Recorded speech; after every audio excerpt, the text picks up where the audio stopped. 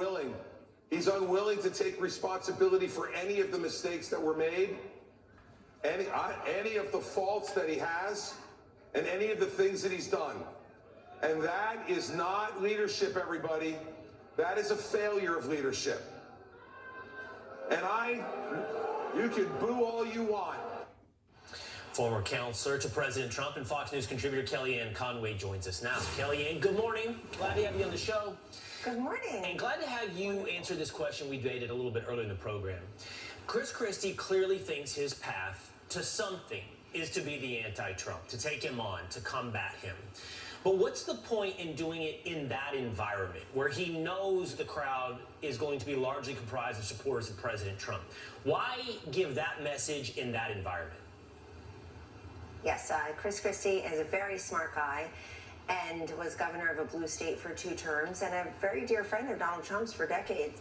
I think you got to read the room. There's a difference between being in a CNN town hall and having the adoration and adulation of the mainstream media who want Chris Christie to be on the debate stage in August to take on Donald Trump live and in person, and showing up at Faith and Freedom. When I watched Governor Christie talk about he's let us down, he won't course correct for his mistakes, he never admits fault, I was hoping he was talking about Joe Biden and not Donald Trump, because eye on the prize, everyone.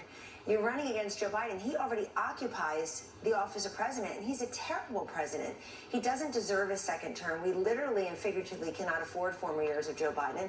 And I believe, friends, that the Republican candidates who can take on Joe Biden hammer and tongue are going to do very well among the Republican primary electorate.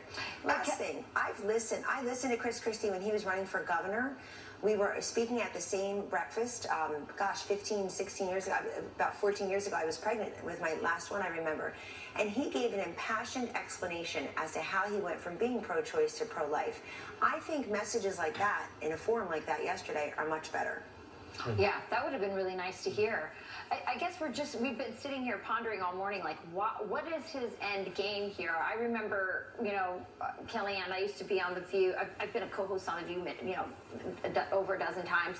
And when I would be in the green room, I would remind myself, the people out there at the table and in the audience are not my audience. And that's what I think that he was doing. I think maybe he's auditioning for something else, like maybe his audience is a contract at, another network that wants a Republican who's willing to take on and criticize Donald Trump.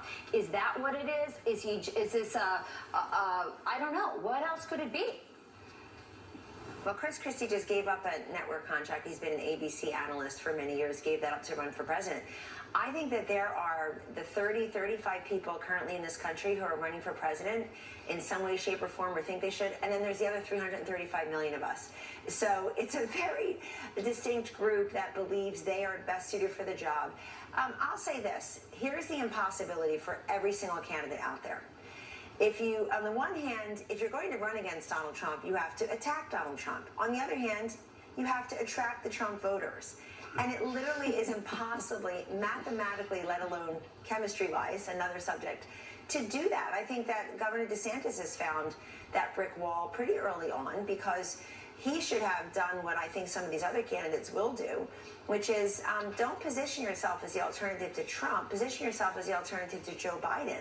That's the advice I would give all of them, and some of them will take it for free now. The highly paid consultants still sound asleep. We'll take that advice and they'll start talking about Biden, which they should be doing. Folks, it's harder than it looks to dislodge a sitting president and deny him the second term, even somebody who mumbles, stumbles, and bumbles like Joe Biden. The Democrats have no interest in quality candidates. In 2 years, they've elected John Fetterman, Kamala Harris, and Joe Biden. They're not interested in why we should vote on which issues or for whom. They're interested in where to vote, how to vote, and when to vote. This is all about process and power for them. 100%. Nobody better to break it down. You're exactly right. There's an immovable object in this Republican field that no one's figured out how to dislodge it. Kellyanne Conway, thank you so much. And he's speaking to that group tonight. He's their keynote speaker tonight. He'll do very